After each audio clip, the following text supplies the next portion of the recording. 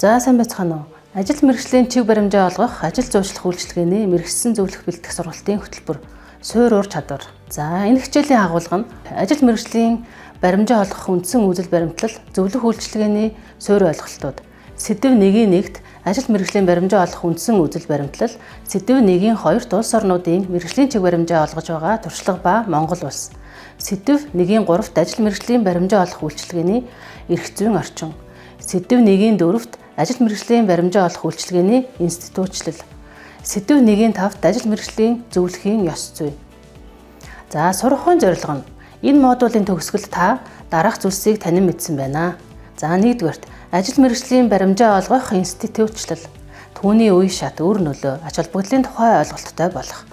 За 2-т нь ажил мэргэжлийн чиг баримжаа олох үйлчилгээтэй холбоотой хүчин төгөлдөр мөрдөгдөж буй эрх зүйн бичиг баримтуудтай танилцах. За 3-т нь олон улсад ажил мэргэжлийн чиг баримжааг олгож буй туршлага.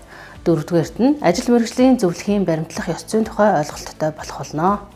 За түлхүүр өгөөд нь ажил мэргэжлийн чиг баримжаа олгох үзэл баримтлал, хөгжлийн үе шат, ажил мэргэжлийн чиг баримжаа олгох түүх, эрх зүйн орчин, зохицуулалт, эрх зүйн зүйл заалтууд, тогтолцоо болох нь хөдөлмөрийн салбар, боловсролын салбар, олон улсын туршлага, зөвлөхийн ёс зүй, зарчмууд, зөвлөхийн стандарт. За шалгах асуултууд нь ажил мэргэжлийн чиг баримжаа олгох үндсэн үзэл баримтлал юу вэ? Монгол улс дахь ажил мэргэжлийн чиг баримжаа олгох үйлчилгээний эрх зүйн орчны нөхцөл байдлыг тодорхойлно уу? Монгол улс дахь ажил мэргэжлийн чиг баримжаа олгох үйлчилгээ үзүүлэх ямар зохицуулалт байсан бэ? Монгол улсад ажил мэргэжлийн чиг баримжаа олгох үйлчилгээг үзүүлснээр ач холбогдол үр нөлөө юу вэ? Ажил мэргэжлийн чиг баримжаа олгох үйлчилгээг үзүүлэх зөвлөлийн ёс зүйд юу багтдаг вэ? Зөвлөхийн баримтлан ажиллах стандартыг хэлнэ үү? За сэдэв 1-1 ажил мэргэжлийн баримжаа олгох үндсэн үзэл баримтлал. Ажил мэргэжлийн чиг баримжаа олгох зөвлөх үйлчилгээг мэргэжлийн түвшинд үзүүлэх нь нийгмийн хөгжлийг дэмжих, хөдөлмөрийн хуваарлтыг боловсронгуй болгох, үйлчлүүлэгчийг хувь хүний болон эдийн засгийн хувьд өөр нөлөөтэй байдлаар тохирох ажилд нь хуваарлах, мэргэжил эзэмшүүлэхэд чухал ач холбогдолтой байдаг. Ажил мэргэжлийн чиг баримжаа олгох үйлчилгээ нь 19-20 дугаар зууны зааг дээр үүссэн. Түүхчид, үйлдвэрлэгчид хурдтай хөгжиж, улмаар хүмүүс томоохон хот суурин газрууд руу нүүдэлснээс үүдэн бий болсон ядуурл, ажилгүйдэл, эмх замбраагүй байдлыг арилгахад чиглэсэн нийгмийн хөгжлийн дэвшилт төлөвлөгөөн гэж ажил мэргэжлийн баримжаа олгох зөвлөх үйлчилгээг тодорхойлсон байдаг. Мэргэжлийн чиг баримжаа олгох нэр томьёо. Мэргэжлийн чиг нэр томьёог анх Харвардын их сургуулийн профессор Парсонс хэрэгэлсэн бөгөөд 1908 онд Бостон хотод мэргэжил сонгоход туслах Америкийн мэргэжлийн товчоо гэдэг байгууллагыг үүсгэн байгуулжээ.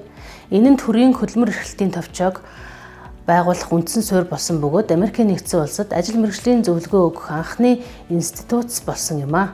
Энэхүү байгууллага нь ажил хайгч залуусыг ажилд амжилттай зуушлах зорилтыг дэвшүүлэн ажиллаж эхэлсэн байдаг. За Парсонсын бие хүн ирээдүйн мэргэжлээ сонгох 3 хүчин зүйлийн загвар нэртэй онлын баримтлалыг боловсруулсан. За нэг дэх хүчин зүйл нь мэргэжлээ сонгох гэж байгаа бие хүн өөрийгөө таньж мэдэх, өөрийн чадвар, ур чадвар, сонирхол, хийх дуртай ажил үйл, өөрийн боломж хязгаар, тэдгээрийнхаа шалтгааныг мэдсэн байх. Хоёр дахь хүчин зүйл нь тодорхой мэргэжлээс ажилчин хүнд тавигддаг нөхцөл шаардлага болон мэргэжлийн үйл ажиллагааны агуулга чиглэл, боломж, цаашдын төлөвийг судалж мэдэх. Гурав дахь хүчин зүйл нь өмнөх хоёр хүчин зүйлийг ухаалгаар харгалзуулан үзэх, өөрийн шин чанарыг мэргэжлийн шаардлагатай харьцуулж шүүн тунгаах. Ажил мэргэжлийн чиг баримжаа олгох үйлчилгээний Америкийн нэгдсэн улсын хөгжлийн үе шат. Нэгт нь ажил мэргэжлийн зөвлөгөө өгөх үйлчилгээ институтлагдсан үе 1890-1919. Хоёр дахь нь ажил мэргэжлийн зөвлөгөө боловсролын салбарт нэвтэрсэн үе 1920-1939 он. Гуравт нь коллеж, ихтэй сургуульд ажил мэргэжлийн зөвлөхүүдийг бэлтгэж эхэлсэн үе нь 1940-1959 он. Дөрөвдүгээрт нь байгууллага дахь ажил мэргэжлийн зөвлөгөө хөгжсөн үе 1960-1979 он. Тавт нь ажил мэргэжлийн зөвлөхийн статус бие даасан хэлбэрт шилжсэн үе нь 1980-1989 он.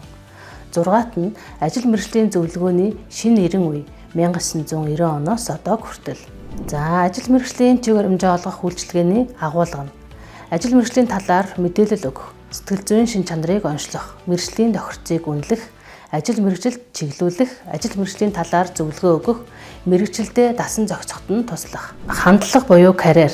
Аж үйлдвэрийн эрен үед карьерийн тухай нийтлэг хандлага нь үйлдвэр аж ахуй нэгж байгууллагад ажиллаж албан тушаал шатлан ахих эсвэл мэргэжлээрээ зэрэгэ ахиулах явдал байсан. Энэ хандлагын дагуу хүмүүс бид карьерийг сонгодог тухай ярьж дараа нь сонгосон мэргэжлээрээ суралцаж ажиллаж түүнийгээ эмх цэгцтэй удирдахыг карьер гэж ойлгодог байв. Энэ ойлголт хандлагаар дүгнвэл хүмүүсийн зарим нь карьертэй байсан. Ихэнх нь зөвхөн ажилтай байсан, заримд нь аль нь ч байгаагүй. Харин 2000 оноос хойш карьерийн тухай энэхүү үзэл баримтлал ойлголт өөрчлөгдөж эхэлсэн байна.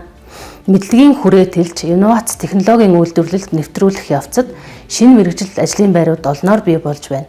Технологи даяарслаас үүдэлтэй өөрчлөлтийн хурд байгууллагууд ч мөн нөлөөлж өөрчлөлт шинжилтийг бий болгосон.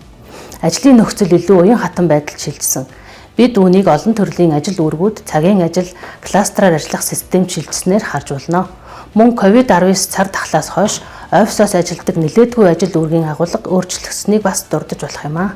За, ажил мэргэжлийн чиг баримжаа олгох үйлчилгээ. Энэ бүхнээс дүгнэхэд ажил мэргэжлийн чиг баримжаа олгох үйлчилгээ нь насан туршийн системтэй үйл ажиллагааны үр дүн буюу аль ч насны хувь хүмүүст тэдгээрийн амьдралынх нь аль ч үед боловсрол, сургалт, ажил эрхлэлтийнхээ талаар сонголт хийж ажил мэргэжлээ баримжаалахад нь туслах үйлчилгээ ба үйл ажиллагаа болон хөгжжээ.